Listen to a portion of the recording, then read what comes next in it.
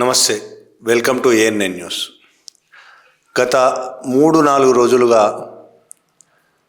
భారతదేశంలో ఇండిగో ఫ్లైట్ల రద్దు, కొన్ని వందలు వేల ఫ్లైట్లు రద్దు అవ్వడం వల్ల, వేలు అంటే దాదాపు 2000-2300 దాకా ఫ్లైట్లుగా మొత్తంగా రద్దు అయ్యే సమయంలో రోజుకు 70 నుంచి 100, 200, 300 ఫ్లైట్లు కూడా రద్దయ్యాయి. హైదరాబాద్లో కూడా ఫ్లైట్ల రద్దు వల్ల ప్రయాణికులు చాలా ఇబ్బందులు పడ్డారు. భారతదేశ వ్యాప్తంగా దీనివల్ల మొత్తం ఎయిర్పోర్ట్లు బస్టాండ్ల కంటే అన్యాయం అయిపోయాయి అనేది మీడియా ప్రచారం చేస్తోంది. ఎయిర్పోర్ట్లో వందల మంది ప్రయాణికులు వాళ్ళు ఎయిర్పోర్ట్కు పోయింది టికెట్ ముందే తీసుకొని అడ్వాన్స్గా తీసుకొని రిజర్వేషన్ చేయించుకొని అక్కడికి పోయిన దాకా ఫ్లైట్ రద్దయిన విషయం తెలియక అనేక మంది చాలా ఇబ్బందుల పాలయ్యారు. అక్కడ తిండి లేక అక్కడే కూర్చోవలసిన పరిస్థితి వచ్చింది. అంతేకాదు చాలామంది పెళ్ళిళ్ళు రద్దయిపోయాయి, ముఖ్యమైన పనులు మొత్తం కాకుండా ఆగిపోయినాయి. మొత్తం భారతదేశంలో ఎయిర్పోర్ట్లు అన్నీ కూడా గందరగోళంగా తయారైనాయి. ఇది ఒక్క ఇండిగో ఫ్లైట్సే ఎందుకు ఈ విధంగా జరిగింది అనేది మనం ఆలోచించాల్సిన విషయం. మిగతా ఇండియా ఎయిర్లైన్స్ ఉంది, భారత్ ఎయిర్వేస్, ఇండియా ఎయిర్వేస్ ఉంది, మిగతా విస్తారా ఉంది, ఇంకొన్ని ఫ్లైట్లు కూడా ఉన్నాయి. దేనికి జరగకుండా ఒక్క ఇండిగోకే ఎందుకు జరిగింది? ఇండిగోది ఈ విషయంలో నిజంగా తీసుకోవాల్సినంత సీరియస్గా తీసుకోలేదు అంశాన్ని అనే ఆరోపణలు కూడా వస్తున్నాయి. సోషల్ మీడియాలో ఇండిగో సంస్థ మీద చాలా తీవ్రమైన దాడి జరుగుతోంది, ఆగ్రహం వ్యక్తం చేస్తున్నారు. ఫ్లైట్లు రద్దవడం వల్ల ఇబ్బంది పడ్డ వాళ్ళే కాకుండా మామూలు ప్రజలు కూడా ఈ విషయాన్ని చాలా సీరియస్గా తీసుకున్నారు. భారతదేశ వ్యాప్తంగా జరిగిన ఈ గందరగోళాన్ని, దీనికి గందరగోళానికి కారణం ఏంటి? ఇండిగో సంస్థ చెప్తున్న కారణాలు ఏంటంటే ఫ్లైట్స్ షెడ్యూల్ వేయడంలో గందరగోళం జరిగింది, సరిగ్గా షెడ్యూల్ వేయలేకపోయాము అనేది ఒకటి. నిజం చెప్పాలంటే పైలట్లు లేదనేది కూడా ఇంకొక కారణం. పైలట్లు లేకుండా ఎందుకు పోయారు? వాళ్ళు దాదాపు 2300-2500 వరకు విమానాలు నడుపుతున్నారు. వాటికి పైలట్లు ఎందుకు కరువు అయ్యారు? అసలు ఇప్పటిదాకా లేని కరువు ఇప్పుడు ఎందుకు వచ్చింది? కారణం ఏంటంటే లాస్ట్ ఇయర్ జనవరిలో 2024 జనవరిలో DGCA కొన్ని నిబంధనలను ప్రవేశపెట్టింది. అంతర్జాతీయ ప్రమాణాలకు అనుగుణంగా కొన్ని నిబంధనలు ప్రవేశపెట్టింది. ఏంటి ఆ నిబంధనలు? ఇది ఖచ్చితంగా అనుసరించాల్సిన నిబంధనలు. విమానాలు ప్రమాదాలు జరగకుండా, ప్రయాణికులకు ఇబ్బంది కలగకుండా ఉండడం కోసం ఈ నిబంధనలు ఖచ్చితంగా అమలుపరచాలని సెంట్రల్ గవర్నమెంట్ అనుకుంది. ఇది అంతర్జాతీయ నిబంధనలకు అనుగుణంగా ఉన్నాయి. వీక్లీ రెస్ట్ పీరియడ్ 36 గంటల నుంచి 48 గంటలు చేసింది. వీక్లీ రెస్ట్ ఖచ్చితంగా ఉండాలి. వీక్లీ 2 days ఆఫ్ ఉండాలి ప్రతి పైలట్కి. వీక్లీ రెస్ట్ కంపల్సరీ ఉండాలి, 2 days ఆఫ్ ఉండాలి. అంతేకాకుండా ఒకవేళ ఏదైనా పైలట్ లీవ్ తీసుకుంటే, 1 రోజు 2 రోజులు 3 రోజులు లీవ్ తీసుకుంటే ఆ లీవ్ కాలాన్ని రెస్ట్గా పరిగణించకూడదు. అంటే లీవ్ తెల్లారి వెంటనే డ్యూటీ వేయకూడదు. లీవ్ తెల్లారి మరణాలు అంటే మళ్ళీ 2 days రెస్ట్ ఇవ్వాల్సిన అవసరం ఉన్నది అనేది ఇందులో నిబంధనలు. ఇది ముందు నుంచి విమానయాన సంస్థలు అన్నీ కాకుండా కొన్ని సంస్థలు వ్యతిరేకిస్తున్నాయి, కొన్ని సంస్థలు అమలు పరుస్తున్నాయి. ఇండిగో బయటికి ఏం చెప్పకపోయినా దీన్ని తీవ్రంగా వ్యతిరేకిస్తుంది. జనవరిలో అది స్టార్ట్ చేసినప్పటికీ నిబంధనలు అమలు చేయాలనే విషయం డిసెంబర్ కల్లా, కంపల్సరీ నవంబర్ చివరి కల్లా అది అమలు పరచాలనేది ప్రభుత్వము సీరియస్గా ఆర్డర్స్ పాస్ చేసింది. ఇది అమలు పరచలేకపోయింది కాబట్టి ఆ ఆర్డర్స్ నిబంధనలకు అనుగుణంగా పైలట్లు లేరు కాబట్టి అంటే ఇంక ఎక్స్ట్రా పైలట్లు తీసుకోవాల్సి వస్తుంది. ఒకవేళ ఆ నిబంధనలను అమలు పరిచేటైతే ఇంకొంతమంది పైలట్లను ఉద్యోగాల్లోకి తీసుకోవాల్సి వస్తుంది. అది తీసుకోలేదు. పైలట్లనే కాదు, ఇతర విమాన సిబ్బందిని కూడా అనేక మందిని కొత్తగా ఉద్యోగాల్లోకి తీసుకోవాల్సి వస్తుంది. ఇండిగో అది తీసుకోలేదు. తీసుకోకపోవడం వల్ల ఏమైంది? పైలట్లు సిబ్బంది తగ్గిపోయారు, అంటే అవసరమైన దానికంటే తగ్గారు. దాంతో పైలట్లు లేకుండా విమానాలు ఎగరవు, సిబ్బంది లేకుండా విమానాలు ఎగరవు, దానివల్ల రద్దు అయిపోయింది. మరి నవంబర్లో ఖచ్చితంగా ఈ అమలు చేయాలి అని నిర్దేశించిన తర్వాత కూడా ఈ సంస్థ, ఇండిగో సంస్థ ఎందుకని అమలుపరచలేదు?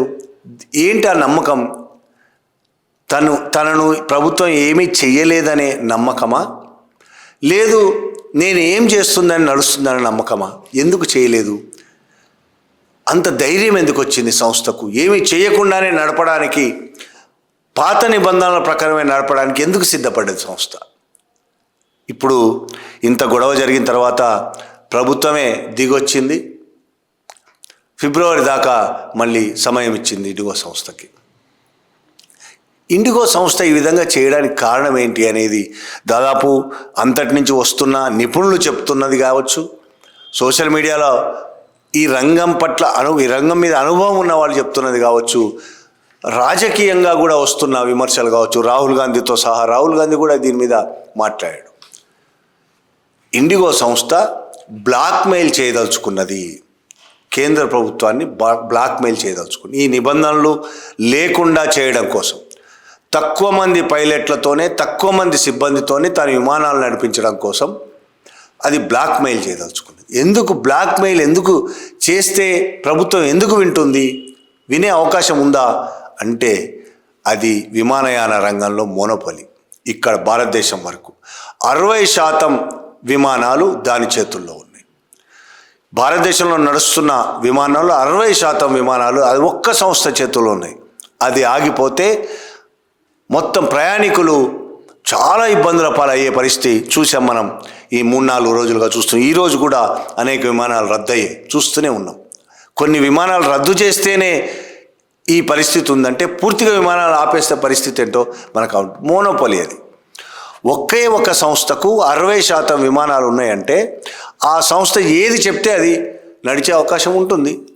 దానివల్ల ఇవాళ అది బ్లాక్మెయిల్ చేసే స్థితికి చేరుకుంది అనేది నిపుణులు చెప్తున్నారు, రాజకీయ నాయకులు చెప్తున్నారు. ఒకవేళ సీరియస్గా ఆలోచిస్తే మనం ఇది నిజం అయ్యే అవకాశం కూడా ఉంటుంది. ఎందుకంటే ఇండిగో సంస్థ మీద అనేక ఆరోపణలు ఉన్నాయి. ఎవరు, ప్రభుత్వమో ఇంకో ప్రయాణికులు చేస్తున్న ఆరోపణల గురించి మాట్లాడట్లేదు నేను. ఇండిగో సంస్థ ఉద్యోగులు ఆ సంస్థ మీద ఎప్పటి నుంచో అనేక రకాలైన విమర్శలు చేస్తున్నారు, సోషల్ మీడియాలో విమర్శలు చేస్తున్నారు. జీతాలు సరిగ్గా ఇవ్వదు, తక్కువ జీతాలు ఇస్తుంది, ఎక్కువ పని గంటలు పనిచేయిస్తుంది. దానివల్ల ఉద్యోగుల జీవితాలు ఫణంగా పెట్టడమే కాదు, ప్రయాణికుల భద్రత కూడా ఫణంగా పెడుతుంది ఈ సంస్థ అనేది ఉద్యోగులందరూ, చాలామంది ఉద్యోగులు దీని మీద చాలా అసంతృప్తిగా ఉన్నారు. జీతాల విషయంలో జీతాలు సరిగా ఇవ్వని పరిస్థితి ఉన్నది. నెల జీతాలు కూడా వస్తాయా రావా అనే పరిస్థితి, ఆందోళన ఉందని ఒక అతను ట్వీట్ చేశాడు. ఇది కావాలని చేస్తున్నది. ఒక ఉద్యోగి నిన్న చేసిన ట్వీట్లో ఇది ఇండిగో సంస్థ కావాలని చేస్తున్నది, ప్రభుత్వాన్ని బ్లాక్మెయిల్ చేయడం కోసం ఈ విధంగా చేసింది, ఉద్యోగులను అష్టకష్టాలు పాలు చేయడం కోసం, ఉద్యోగుల జీవితాలను ప్రమాదంలోకి నెట్టడం కోసం, ప్రయాణికుల జీవితాలను ప్రమాదంలోకి నెట్టడం కోసం, అంటే ప్రమాదంలోకి నెట్టడం కోసమే ఇండిగో సంస్థ ఆ విధంగా చేస్తుందా? కాదు. కానీ అత్యధిక లాభాల కోసం 10 మందిని పైలట్లను తీసుకోవాల్సిన చోట 5గురితోనే పని నడిపించడం, 4 వర్కర్స్ ఉండాల్సిన చోట 2తోనే పని నడిపించడం, మిగతా సగం 50%కు పైన వాళ్ళకి ఇవ్వాల్సిన జీతాలు మిగుల్చుకోవడం ద్వారా లాభాలు సంపాదించుకోవాలనే ఒక దుర్మార్గమైన ఆశ మొత్తం ప్రయాణికులను ఇబ్బందుల్లోకి నెడుతుంది. కార్మికుల, పైలట్ల జీవితాలను అగమ్యగోచరం చేస్తున్నది. రెస్ట్ లేకుండా ఒక పైలట్, సరైన రెస్ట్ లేకుండా విమానాన్ని నడిపితే పైలట్, అది పైలట్ జీవితాన్నే కాదు, ఆ విమానంలో కూర్చున్న మొత్తం ప్రయాణికుల జీవితాలను ప్రమాదంలోకి నెట్టేస్తుంది. అలా ప్రమాదంలోకి నెట్టేస్తున్నది ఎవరు? యాజమాన్యం, ఇండిగో సంస్థ యాజమాన్యం. CEO మీద ఆరోపణలు వస్తున్నాయి. CEO కావాలని ఇవన్నీ చేసి, CEO ఇంకొక 4-5 హై క్లాస్ ఉద్యోగుల మీద, ఉన్నత ఉద్యోగుల మీద ఉన్నత అధికారుల మీద ఈ విధమైన ఆరోపణలు వస్తున్నాయి. అధికారులే కాదు, యాజమాన్యంతో సహా అందరూ కలిసి చేసిన కుట్ర ఇది. నిజంగా కుట్రనే. తన లాభాల కోసం 100 కోట్లు వచ్చే చోట్ల 200 కోట్లు సంపాదించాలనే ఆశతో 100,000 కోట్లు సంపాదిస్తుంది ఇప్పటికే ఇండిగో సంస్థ.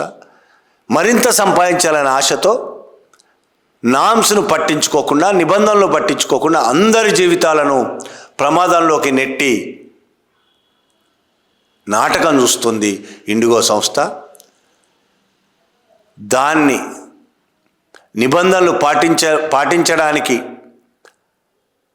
కృషి చేయాల్సిన, చేయడానికి కృషి చేయాల్సిన ప్రభుత్వం ఏమో అసలు ఇది తీసుకుందా, కొత్తగా ఎంప్లాయీస్ని తీసుకుంటుందా, లేదా సిబ్బందిని తీసుకుంటుందా, పైలట్లను తీసుకుంటుందా, అసలు కనీసం పట్టించుకోకుండా చివరి డేట్ వచ్చిందాకా కనీసం ఏం జరుగుతుంది అనేది కూడా పట్టించుకోకుండా చివరికి ఫ్లైట్లన్నీ రద్దయిపోయి ప్రయాణికులు ఎటు పోలేక ఎయిర్పోర్ట్లలో పడిగాపులు పడే పరిస్థితికి వచ్చిందాకా కళ్ళు మూసుకొని ప్రభుత్వం ఉన్నది, మోడీ ప్రభుత్వం. ఇవాళ రామ్మోహన్ నాయుడిని, పౌర విమానయాన మంత్రి రామ్మోహన్ నాయుడిని అందరూ విమర్శిస్తున్నారు, కానీ తప్పేం లేదు, ఆయన బాధ్యత వహించాల్సిందే. రామ్మోహన్ నాయుడు ఖచ్చితంగా బాధ్యత వహించాల్సిందే. కానీ కేంద్ర ప్రభుత్వంలో మంత్రులకు అంత అధికారం ఉందా అనేది ఒక ప్రశ్న. కేంద్ర ప్రభుత్వంలోనే కాదు, చాలా రాష్ట్రాల్లో ప్రభుత్వాల్లో మంత్రులకు అధికారం ఉందా? ముఖ్యమంత్రి కానీ, అక్కడ ప్రధానమంత్రి కానీ. కేంద్రంలో అయితే ప్రధానమంత్రితో పాటు అమిత్ షా కావచ్చు, ఇద్దరు మాత్రమే అధికారాలను మొత్తం తమ గుప్పెట్లో పెట్టుకొని ఏం జరగాలన్నా వీళ్ళిద్దరి చేతుల్లోనే జరుగుతూ ఉంటే మిగతా మంత్రులు ఏం చేయగలరు? ఏం చేయగలరంటే, ఎంత అన్యాయంగా ఒక తెలుగుదేశం నాయకుడు మాట్లాడి భారతదేశం మొత్తం ముందు విలువ తీసేశాడు. ఆయన ఏమంటాడు, ఒక టీవీ చర్చలో పాల్గొంటూ రామ్మోహన్ నాయుడు ఏం చేస్తున్నాడు అని యాంకర్ ప్రశ్నిస్తే, ఇంత జరుగుతుంటే రామ్మోహన్ నాయుడు ఏం చేస్తున్నాడు అని యాంకర్ ప్రశ్నిస్తే, మా లోకేష్ ఈ వ్యవహారాలన్నింటి చూస్తున్నాడు, రెగ్యులర్గా ఫాలో అప్ చేస్తున్నాడు అని మాట్లాడతాడు. యాంకరు చాలా సీరియస్గా, అసలు లోకేష్ ఎవరు? ఈ అంశాలను చూడడానికి లోకేష్ ఎవరు? కేంద్ర ప్రభుత్వంలో ఏం మంత్రి అయినా అని ప్రశ్నిస్తే విలువ పోయింది భారత్. లోకేష్ ఏంటి చూడ్డానికి? కేంద్ర ప్రభుత్వం కదా చూడాల్సింది. లోకేష్ ఏం చూడగలడు అసలు? అది మన రాజకీయ నాయకుల తెలివి. తమ నాయకులను గొప్పగా చూపించడం కోసం, వాళ్ళ ముందు మిమ్మల్ని చూసావా ఎంత గొప్పగా చూపించానని చెప్పుకొని మరిన్ని పదవులు పొందడం కోసం ఈ పార్టీల రాజకీయ పార్టీల నాయకులు వాళ్ళ అధినాయకులను పొగుడుతుంటారు. పొగడొచ్చు, వాళ్ళ బాధ ఏదో వాళ్ళు పడవచ్చు. కానీ టీవీ ఛానళ్ళకి వెళ్ళి కేంద్రానికి సంబంధించిన అంశం లోకేష్ చూస్తాడని చెప్పి విలువ తీసేయడం అనేది అది పరిస్థితి. ఇక రామ్మోహన్ నాయుడు మాత్రం ఏం చేయగలుగుతాడు? రామ్మోహన్ నాయుడు చేతిలో ఏమైనా అధికారం ఉందా? ఉన్నా చేయగలిగే శక్తి ఉందా? లేదు. కేంద్ర ప్రభుత్వాన్ని ఏమీ చేయలేదు అనేది తేలిపోయింది. ఇప్పుడు కేంద్ర ప్రభుత్వం మెడలు వంచి ఫిబ్రవరి దాకా టైం తీసుకుంది ఇండిగో సంస్థ. మెడలు వంచిందనే చెప్పొచ్చు. బ్లాక్మెయిల్ చేసి మెడలు వంచింది. ఇదే కార్మికులు, ఏదైనా కంపెనీ కార్మికులు తమ సమస్యల కోసం, తమ ఆకలికో, సమస్యలంటే ఈ ఇండిగోలాగా 1000 కోట్లు సంపాదించుకోవడం కాదు, తమ ఆకలి తీర్చుకోవడం కోసం పెరుగుతున్న ధరలకు అనుగుణంగా తమ జీతాలు కూడా పెంచమని అడగడం కోసం ఒక సమ్మె చేస్తే పోలీసులను పెట్టి లాఠీచార్జ్ చేయించి, అరెస్టు చేయించి బలవంతంగా సమ్మెను విత్డ్రా చేస్తున్న ప్రభుత్వాలు ఇండిగో సంస్థ యాజమాన్యాన్ని ఏమైనా చేయగలుగుతాయా? ఏమి చేయలేవని తేలిపోయింది. వెనక్కి తీసుకున్నారు. వెనక్కి తీసుకొని పూర్తిగా కావచ్చు ఫిబ్రవరి దాకా అని చెప్తున్నారు. ఫిబ్రవరి దాకానో ఎల్లకాలమో తెలుస్తుంది, కాలం తెలుస్తుంది. అందులో కొద్ది తగ్గించి బేరమాడినట్టు, సుల్తాన్ బజార్లో బేరమాడినట్టు, నువ్వు 100 రూపాయలు చెప్పావు, నేను 20 రూపాయలు చెప్పాను, చివరికి ఇద్దరం కలిపి ఒక 50కో 60కో వద్దామనేదాకా బేరమాడే పరిస్థితి కూడా రావచ్చు. ఆ బేరానికి ప్రభుత్వం ఒప్పుకోవచ్చు. ప్రయాణికుల జీవితాలను ప్రమాదంలో పడేయచ్చు.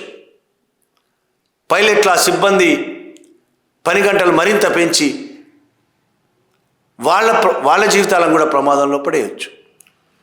ఇక్కడ కార్పొరేట్ కంపెనీల రాజ్యం నడుస్తున్నది.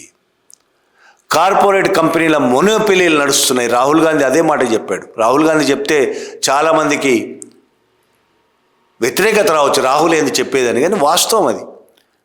భారతదేశంలో కేంద్ర ప్రభుత్వం చేస్తున్న వ్యవహారాలు చూస్తూ ఉంటే ఒక అదానికో ఒక అంబానీకే భారతదేశంలోని అన్ని సంస్థలను కట్టబెట్టి, పోర్టులన్నీ అదానికి కట్టబెట్టి, అంబానీకి ఇంకొన్ని సంస్థలు కట్టబెట్టి, అడవులన్నీ ఇంకొన్ని సంస్థలకు కట్టబెట్టి ఇప్పుడు దీన్ని కూడా ఇండిగో లాంటి సంస్థలకు కట్టబెట్టాలనుకుంటుందా? మొనోపొలి ఆ సంస్థలకి మొనోపొలి ఇవ్వదలుచుకున్నదా? మిగతా అన్ని సంస్థలు రద్దు చేసి ఇప్పుడు మొబైల్ కంపెనీలో కూడా ఇప్పుడు ఎయిర్టెల్ కావచ్చు, జియో కావచ్చు, వీటిలో కూడా మొనోపొలి. ఒకప్పుడు చాలా తక్కువ ధరలకు మనకి మాట్లాడుకునే అవకాశం ఉండేది ఫోన్లలో. మినిమం 300 పెడితే తప్ప మాట్లాడుకునే అవకాశం లేకుండా పోయింది. మాకు డేటా వద్దు అన్నా కూడా బలవంతంగా డేటా తీసుకోవాల్సిన పరిస్థితి వచ్చింది. ఎందుకు వచ్చింది ఇది? వాళ్ళ ఇష్ట ప్రకారము ప్రజలు నడవాల్సిన పరిస్థితి, కార్పొరేట్ల ఇష్ట ప్రకారం ప్రజలు నడవాల్సిన పరిస్థితి దాపురించిందంటే దానికి కారణం ఎవరు? ప్రభుత్వం కాదా? ప్రభుత్వం కొన్ని సంస్థల చేతుల్లోకి చేతుల్లో అన్నీ ఇచ్చేసి ఒకటో రెండో సంస్థల మోనోపలి నడిపిస్తుంటే భారతదేశంలో ఏ రంగమైనా ఇంకే విధంగా ముందుకు పోతుంది? నాణ్యత ఉండదు, దీనివల్ల నాణ్యత పెరగదు. వాళ్ళు చెప్తున్న పెట్టుబడిదారి సూత్రమే కదా, పోటీ పెరిగితేనే సౌకర్యాలు పెరుగుతాయి, సేవలు పెరుగుతాయి అనేది పెట్టుబడిదారి సూత్రమే కదా. ఆ సూత్రాన్ని కూడా తొంగలో తొక్కుతున్నారు. పోటీ తగ్గించి కొంతమంది చేతుల్లోనే మొత్తం భారతదేశాన్ని పెట్టే కుట్ర బీజేపీ ప్రభుత్వం చేస్తుంది. అంతకుముందు కాంగ్రెస్ ప్రభుత్వం కూడా చేసింది. అదేదో 10% 20% చేసి ఇది 100% అదే పనిలో ఉన్నది, ఇంకో పనే లేదు. మొత్తం భారతదేశాన్ని మొత్తం అదానీ, అంబానీ, వేదాంత కావచ్చు, ఇంకొన్ని కంపెనీలు పేర్లు రెండే చెప్తున్నామని కొంతమంది బాధ కలుగుతుంది ఈ మధ్య సోషల్ మీడియాలో. ఇంతకుముందు టాటా బిర్లా అనేవాళ్ళు ఇప్పుడు అదానీ, అంబానీ అంటున్నారని. నిజమే, 100-200 కుటుంబాలు, కంపెనీలు భారతదేశాన్ని ఏలుతున్నాయి. ఇవాళ మోడీ ఏలుతున్నాడనో, ఇక్కడ రేవంత్ రెడ్డి ఏలుతున్నాడనో మనం అనుకుంటే అది పొరపాటు. అక్కడ ఏపీలో చంద్రబాబు ఏలుతున్నాడని కాదు, వీళ్ళని నడిపిస్తున్నాయి కార్పొరేట్ కంపెనీలు. వాటి ఇష్టానుసారంగా చట్టాలు జరుగుతున్నాయి, వాటి ప్రయోజనాలకు అనుగుణంగా చట్టాలు నడుస్తున్నాయి. వాటి ప్రయోజనాలకు అనుగుణంగా ప్రభుత్వము ఎక్కడ కూర్చోమంటే అక్కడ, ఎక్కడ నిలబడమంటే అక్కడ నిలబడుతుంది. దీనికి సాక్ష్యం ఇప్పుడు ఇండిగో. దీనికి సంబంధించి ఇప్పుడు నేను మాట్లాడిన అంశాలే కాకుండా ఇంకొక ఆరోపణ కూడా వస్తుంది. ఇది ఖచ్చితంగా నిజమా లేదా అనేది ఫ్యూచర్ తెలుస్తుంది, కానీ ఇంకొక తీవ్రమైన ఆరోపణ వస్తుంది. ఇండిగో సంస్థను నష్టాల్లోకి నెట్టి ఆ సంస్థల మొత్తాన్ని అదానీ చేతిలోకి అప్పజెప్పడానికి ఒక కుట్ర జరుగుతోంది అనేది ఇంకో ఆరోపణ. అది నిజమా కాదా మనం చెప్పలేము, కానీ భారతదేశంలో ఇప్పటివరకు జరిగిన చాలా సంఘటనలు ఏ విధమైతే చాలా సంస్థలు ఏ విధంగా అదానీ చేతుల్లోకి వెళ్ళిపోయాయో దాన్ని చూస్తే ఇది కూడా నిజం కావచ్చేమో అనే అనుమానం రాకుండా ఉండదు. సంస్థలకు నష్టాలు వస్తాయి, చాలా సంస్థలు అట్లా జరిగిన నష్టాలు వస్తాయి. ప్రభుత్వం దాడి చేస్తుంది సంస్థల మీద, నష్టాలు రాకపోయినా దాడులు చేస్తుంది, ఈడీ దాడులు చేస్తుంది, కొంతమంది మీద సిబిఐ దాడులు చేస్తుంది. దాడులు చేసిన తర్వాత అది నష్టాల్లోకి వెళ్ళిపోతాయి. అప్పుడు అదానీ రంగంలో దిగుతాడు, దాన్ని కొనేస్తాడు. అందులో అలాంటి కుట్రలో భాగమే ఈ ఫ్లైట్ సంక్షోభం కూడా వచ్చిందా అనే అనుమానాలు కొంతమంది సోషల్ మీడియాలో వ్యక్తం చేస్తున్నారు. వ్యక్తం చేయడానికి పునాది ఉన్నది. ఏదో గాలిలోంచి అనుమానాలు వచ్చినాయి కాదు, దానికి పునాది ఉన్నది. కేంద్ర ప్రభుత్వం ఏం చేస్తున్నది అదాని కోసం అని చూస్తే, మనం వెనక్కి తిరిగి చూస్తే దానికి పునాది ఉన్నది. ఇది కూడా జరగచ్చు. ఇండిగో సంస్థని మొత్తం నాశనం చేసి నడపలేని పరిస్థితికి తీసుకొచ్చేసి అదానీ చేతుల్లోకి పెట్టాలనే కావచ్చు కుట్ర. ఖచ్చితంగా ఇదే అవుతుంది అని జ్యోతిష్యం చెప్పలేం, కానీ ఏదైనా జరగవచ్చు. ప్రస్తుతం భారతదేశంలో ఉన్న ప్రభుత్వాలు ఎంత దుర్మార్గాలకైనా ఒడిగడుతున్నాయి. వాటి యజమానులైన ప్రభుత్వాల యజమానులైన కార్పొరేట్ కంపెనీల కోసం. కార్పొరేట్ కంపెనీలు అంటే అన్నీ కూడా కాదు, మళ్ళీ కొన్ని కంపెనీలను మాత్రమే పోషిస్తున్నది. కొన్ని కంపెనీలు ప్రభుత్వాలను పోషిస్తున్నాయి, ప్రభుత్వాలు వాళ్ళని పోషిస్తున్నాయి. ఈ విధమైన పరిస్థితుల్లో భాగమే ఇప్పుడు ఇండిగో సంక్షోభం. ఇలాంటి సంక్షోభాలు రాకుండా ఉండాలంటే ప్రభుత్వాలు నిజాయితీగా ఉండాలి. దాన్ని మనం ఆశించలేం. అయిపోయింది, ఆ కాలం ఎప్పుడో ఉండేనేమో, మనం ప్రస్తుతం ఆశించలేం. కానీ మనమే ప్రజలు మెలకువగా ఉండి దీని నుంచి బయటపడే మార్గం ఎలా అని ఆలోచించాల్సిన అవసరం ఉన్నది. Thank you very much.